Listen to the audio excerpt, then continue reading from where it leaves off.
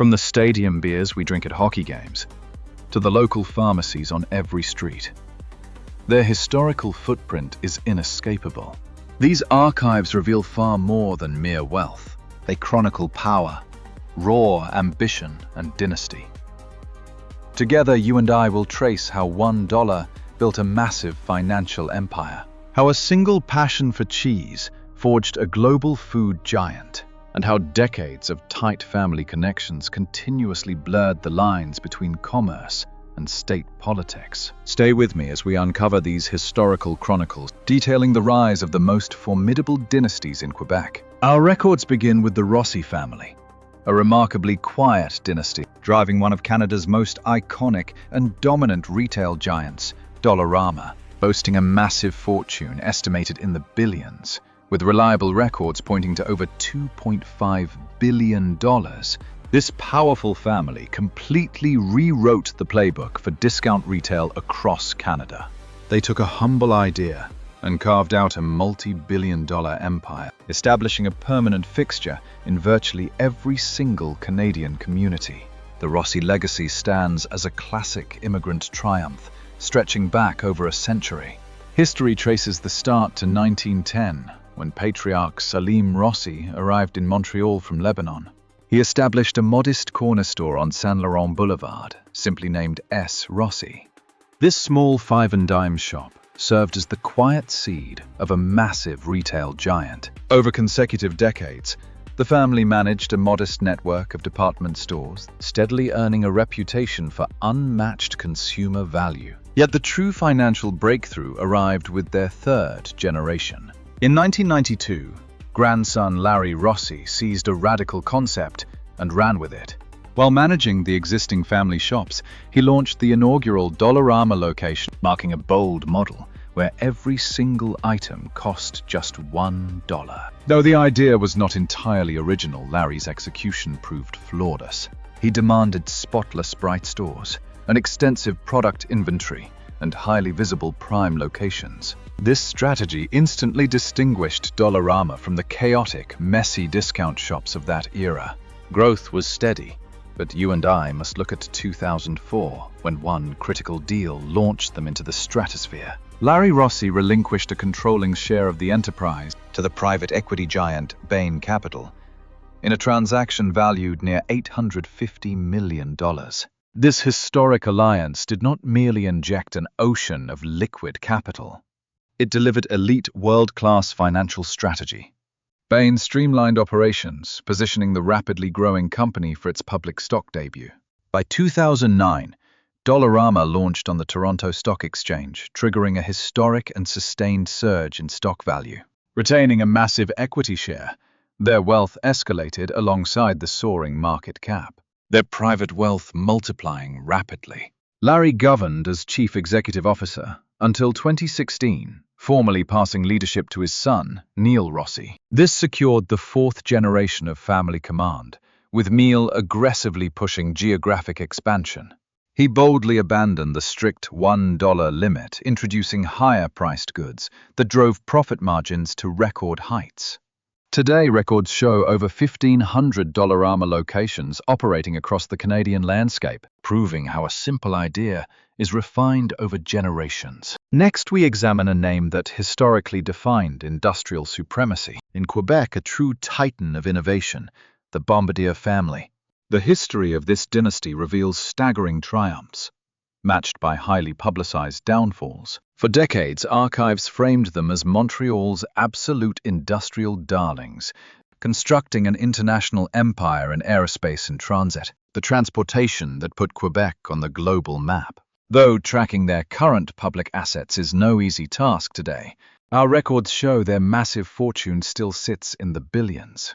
Their incredible story truly began with the genius of one man, Joseph Armand Bombardier. A brilliant, simple mechanic from the quiet town of Valcourt, Quebec, he was obsessed with building a vehicle that could float on snow. By 1937, he patented the B-71, of the world's very first successful snowmobiles. This breakthrough laid the foundation for Bombardier Incorporated, which he officially launched in 1942. Following the founder's sudden passing in 1964, His ambitious son-in-law, Laurent Baudouin, took the reins and transformed a local snowmobile maker into a global transportation titan. Baudouin's drive was limitless. He aggressively branched into public transit, securing the historic contract to build Montreal's subway cars. Then, in 1986, the company took its most daring gamble yet. They bought Canadair, a failing aircraft builder owned by the government. It was an astronomical risk, but it paid off handsomely. Utilizing Canadair's tech, they launched the legendary Canadair Regional Jet, the CRJ. This highly efficient, compact jet was absolutely perfect for short-haul flights, becoming a massive commercial triumph. The breakthrough put them squarely in the aviation big leagues, challenging powerhouses like Brazil's Embraer. Their wealth and power instantly skyrocketed. But history shows the last decade proved brutal. Their highly ambitious C-Series jet program, built to challenge Boeing and Airbus directly, was an engineering masterpiece, but a complete financial catastrophe. Insane cost overruns and delays dragged the company to the absolute brink. Desperate to survive, they begged for government bailouts and dismantled their most iconic corporate divisions. The crown jewel C-Series was sold to Airbus reborn as the A220. Even their famous train division was handed over to French rival Alstom. Today, a shadow of its former self. They only build private business jets. Though the dynasty managed to preserve a massive, multi-billion-dollar fortune, still their grip on global industry has completely withered away. If you and I analyze this saga, it stands as a warning on the collapse of industrial empires. Next, we examine a dynasty whose very name is deeply stitched into the fabric of Canadian history, the legendary Molsons. With vast fortunes stretching deep into the billions, they represent one of Canada's most resilient and historic corporate dynasties. While legendary for beer, their true reach spans across banking, professional, sports, and massive philanthropy. The records show it all began in 1782, when teenage John Molson sailed from England to Montreal. He was barely 18. Spotting a massive, untapped thirst, he established a brewery along the St. Lawrence River back in 1786. But he was far more than a simple brewer. He was a visionary pioneer. He funded the country's pioneer steamboat and helped construct its earliest railway while launching Molson's Bank, which eventually consolidated with the powerful Bank of Montreal. Through successive generations, the family continuously expanded their commercial and civic dominion. But by 2005, facing an aggressively globalizing beer market, they merged with American titan Coors, forming the powerhouse Molson Coors Beverage Company. As you and I can see, they kept immense power and active ownership, guaranteeing their grand legacy survived. Yet my archives show their truest Canadian legacy was never found inside a bottle. It lies upon the ice, an absolutely legendary hockey connection. The family first aligned with the Montreal Canadiens back in 1957. Now the Molson brothers Jeff, Andrew, and Justin guard this legendary team. Controlling the Canadiens elevates them far beyond mere billionaires. They became keepers of a sacred cultural treasure, cementing their name deep within Quebec. Beyond the ice and brew, our records show massive charitable efforts. Their foundation poured hundreds of millions into supporting Canadian arts and culture, and funding schools. The Molson name is far more than a corporate brand. It represents a true dynasty that shaped Quebec's economic and cultural life for centuries. Next, you and I must turn our attention to a dynasty representing absolute trust in Quebec's massive retail scene, the Jean Coutu family. Boasting a staggering net worth of $4.9 billion. They transformed one small pharmacy into a massive provincial empire. The brilliant mastermind behind it all was Jean Coutu himself. In 1969, he launched a discount pharmacy built on one simple, revolutionary concept: offer professional medical services alongside deeply discounted household goods under a single roof. This new model succeeded instantly. The name quickly came to define accessible healthcare and clever bargain hunting. The group aggressively expanded by licensing franchises directly to local pharmacists who ran them. This clever strategy unlocked their massive success. It guaranteed every store stayed tied to the community while gaining the massive buying power of the parent company. Soon that iconic blue and orange logo dominated streets throughout Quebec and surrounding regions. Their records show a risky but highly lucrative expansion directly into the fierce United States market. Following key acquisitions and corporate mergers down south, the family eventually sold those American assets to protect their dominant stronghold back home. Their ultimate financial breakthrough arrived during the historic year of 2018, when retail giant Metro Incorporated stepped in and purchased the entire franchise for $4.5 billion. Yet this was no mere cash-out.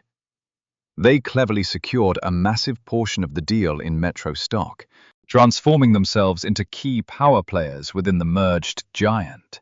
This masterstroke diversified their massive fortune, yielding spectacular returns as Metro stock performed exceptionally well over time. Now Jean Coutu's grandson, Jean-Michel, leads the entire pharmacy division of Metro today, guaranteeing their family legacy of innovation continues into a third generation. Ranking at number 6, now you and I enter the high-octane world of luxury fashion and Formula One with Lawrence Stroll. Though he currently resides in Geneva, this Montreal-born tycoon constructed an unbelievable global fortune valued between $4 and $5 billion through highly tactical financial maneuvers. His ascent began in the fashion trade, mastering the business under his father. He conquered the 1980s by introducing luxury powerhouses like Pierre Cardin and Ralph Lauren to Canadian consumers. Yet his absolute masterpiece occurred near the close of that decade, when he and partner Silas Chu backed an ambitious young American designer named Tommy Hilfiger, transforming that boutique brand into a global force. This massive phenomenon was eventually sold in 2006 for a staggering $1.6 billion. They repeated this exact winning formula with Michael Kors acquiring a majority stake in 2003 to mastermind its legendary rise before cashing out. Recently, Stroll shifted his immense focus from fashion runways straight to the high-stakes racetrack. History knows him as a legendary collector of vintage Ferraris, with a fleet valued well over $100 million. This expensive passion soon became a serious business in 2018, when he rallied an investment group to rescue the bankrupt Force India Formula One team.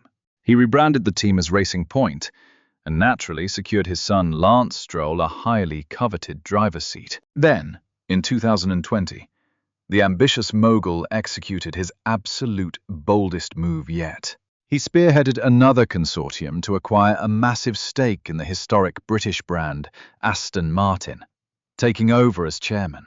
Under this monumental agreement, he immediately rebranded his active Formula One squad. By 2021, the iconic Aston Martin name made its triumphant return to racing after a 60-year absence. Today, Stroll relentlessly pours his vast fortune into forging Aston Martin into an absolute powerhouse of the sport, conquering both the modern racetrack and the elite luxury car market. We are officially halfway through our investigation, and these fortunes are becoming truly beyond comprehension.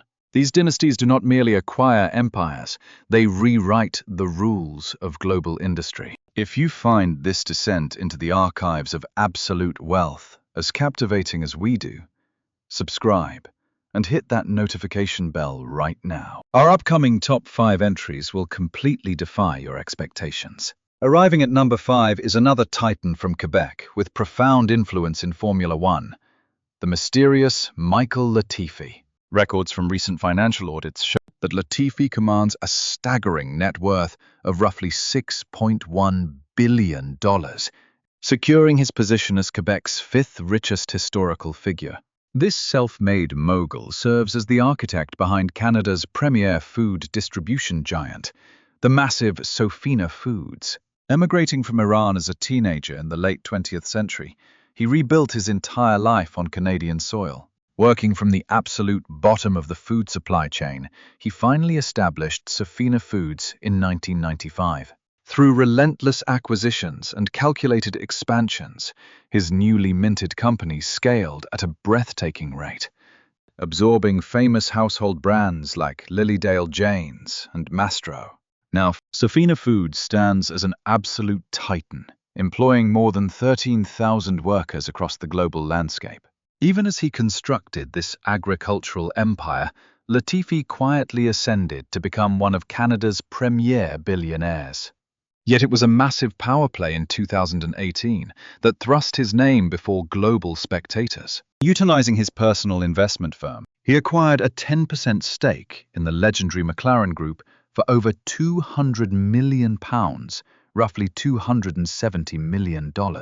We are talking about McLaren, an elite historic titan of the automotive world, globally revered for both its Formula One legacy and cutting-edge supercars. This bold transaction instantly positioned Latifi as a leading power broker in the world of elite motorsport. Insiders noted the deal served as crucial leverage to launch the racing ambitions of his son, Nicholas Latifi, who eventually secured an active driving seat with the Williams Formula One team from 2020 through 2022. Although his son has since departed from the grid, the senior Latifi maintains immense leverage over the racing industry through his critical shares in McLaren. His path remains a classic testament of a young immigrant rising to lead a massive agricultural empire before finally entering the ultra-exclusive circle of global motorsport investors. Next, landing at number 4 on our historical docket, we find the heirs to a massive real estate dynasty. The Azrieli family, sisters Naomi, Sharon, and the formidable Dana Azrieli, commanding an empire worth an estimated $7.7 billion. This vast legacy was forged by their late father, David Azrieli.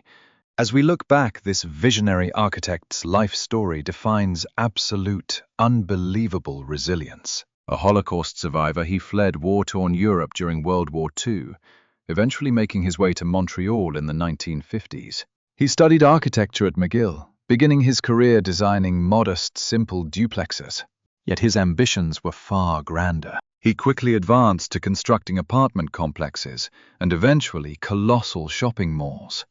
He possessed a rare gift for identifying suburbs on the cusp of booming and raising the commercial centers destined to become their vibrant hearts. His vision was global. In the 1980s, he introduced the North American shopping mall concept directly to Israel, constructing the nation's very first enclosed mega-mall, the Azrieli Group. His real estate empire stands today as the largest in Israel.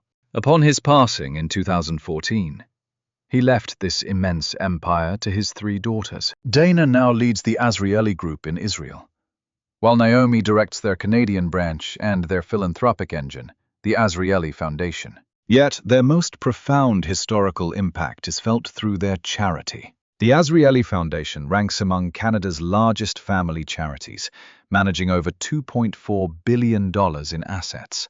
This foundation champions an array of causes, spanning medical research to Holocaust education. A deeply personal cause, honoring the memory of their father.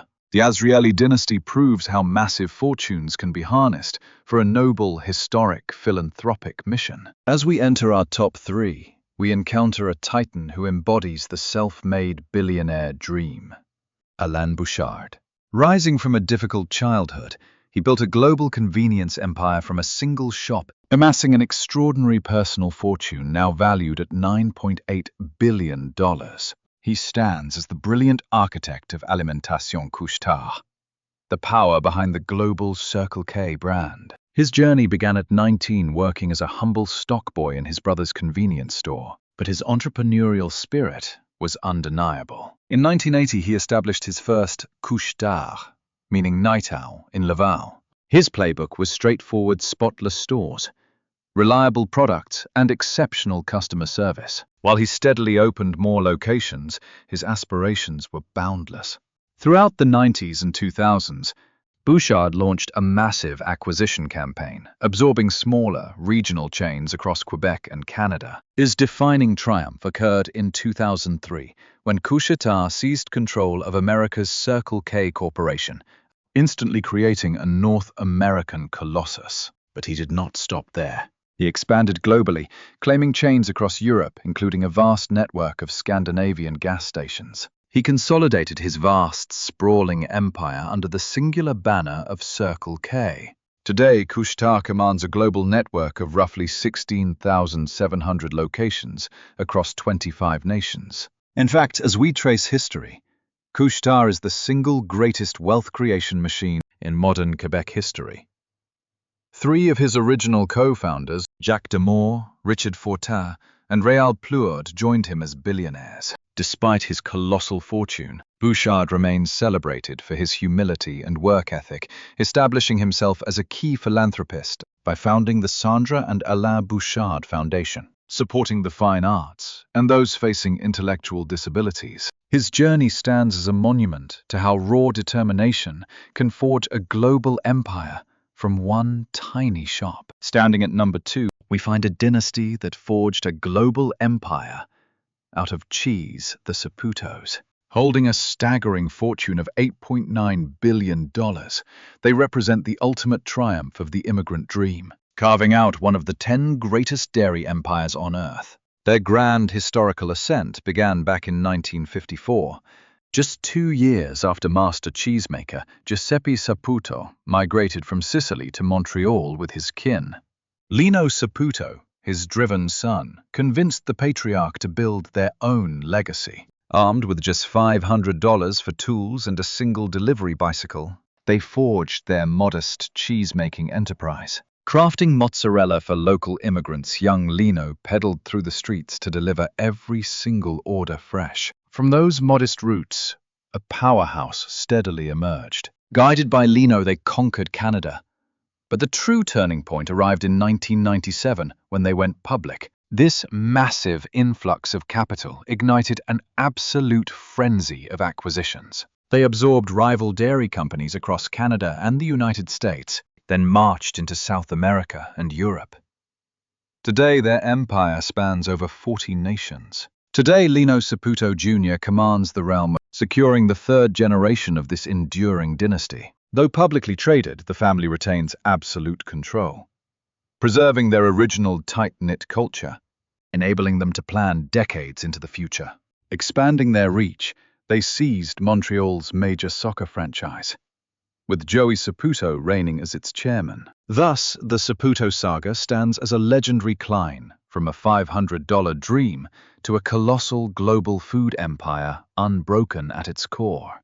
And at the absolute pinnacle, you and I are looking at the ultimate financial dynasty in Canadian history. The legendary Desmarais family, armed with an astronomical net worth of over $122 billion, they reign supreme as the wealthiest clan in Quebec, pulling the levers of national commerce and raw political power. The grand mastermind behind this colossal empire was Paul Desmarais Sr. Listen closely to this legendary chronicle. His epic rise began in 1951 with just one single dollar. With that lone coin, he rescued a bankrupt family bus line from total ruin. He resurrected the business, swiftly absorbing rival transport lines. By 1968, his mighty conglomerate possessed enough leverage to seize absolute control of the prestigious Montreal-based Power Corporation of Canada. Under his relentless drive, Power Corporation mutated into a massive titan, dominating the realms of finance, insurance, and the national media. He possessed a genius instinct for hidden value and a ruthless flair for decisive, history-making maneuvers. Yet what truly elevates the Desmarais name is their absolute peerless influence over the state. Paul Desmarais Sr. was a supreme strategist, forging alliances at the absolute highest peaks of authority. He became a trusted confidant and chief advisor to legendary prime ministers, including Pierre Elliott Trudeau, Brian Mulroney, and Paul Martin. In truth, Mulroney served as his personal lawyer before leading Canada, while Martin ran a key subsidiary before purchasing it. Their political dominance was even bound through strategic marriage. André, the heir of this mighty dynasty, is wed to France Chrétien. She was the daughter of Prime Minister Jean Chrétien. This massive web of connections fueled decades of fierce debate. Many argued their incredible influence gave them a massive, unfair advantage in both business and public policy. When Paul Sr. passed away in 2013, his sons Paul Jr. and André stepped in as co-chief executives. Now the third generation is carving out its legacy, shifting this massive dynasty into green energy and financial technology. They rose from a single dollar to a multi-billion-dollar empire with unmatched political access, making the Desmarais family easily the richest and most powerful dynasty in all of Quebec. Think about it. From the dollar stores we visit to the structure of our national politics, the heavy hand of Quebec's wealthiest families is absolutely undeniable. Their stories are a mix of raw immigrant grit and bold risk-taking, coupled with the silent handoff of power from one generation to the next. We've watched empires rise from simple things like cheese convenience stores and neighborhood pharmacies, monoliths that now reach into almost every single corner of Canadian life. Their total wealth is almost impossible to grasp with public records, and private estimates easily climbing far past $50 billion. But one thing is certain. This heavy concentration of riches shapes a very unique dynamic across Quebec. These aren't just mere billionaires. They are empire builders and shadow political players. Look at the Molsons guarding a legendary hockey institution, the Saputos turning a simple family recipe into a global titan, and the Desmarais pulling strings from corporate boardrooms all the way to Parliament. Their history is highly complex, shuffled between massive, celebrated business triumphs and controversial behind-the-scenes political influence. But as the younger generation takes the helm, they are reshaping these massive, old-money empires for a changing world, ensuring their names remain dominant for decades to come. In the end, the history of wealth in Quebec belongs to these dynasties, and their massive chapter in the history of Canada is far from